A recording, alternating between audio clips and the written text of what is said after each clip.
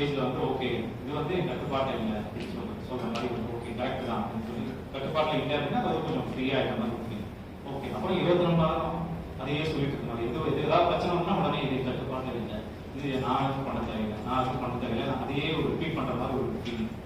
அதுவே ஒரு பெரிய பிரச்சனை ஆயிடுச்சுப்பா, அதுவே ஒரு டார்ச்சர் மாதிரி ஆயிடுச்சு. அப்போ அதையே சொல்லிட்டு இருக்கிற மாதிரி ஒரு ஃபீல்.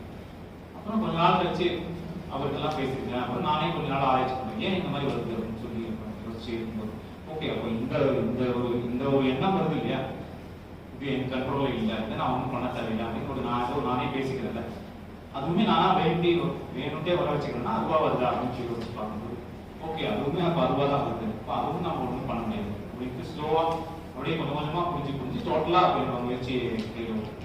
ஸோ அந்த மாதிரி ஒரு அப்ரோச். ஸோ அந்த மாதிரி இதை நீங்களே ஆராய்ச்சி பண்ணி பார்க்கணும். சும்மா நான் சொல்றேன்றதுக்காக இது ஆமா காத்து நம்ம கண்ட்ரோல் இல்லை, மதத்தில் எந்த வேலையும் இல்லை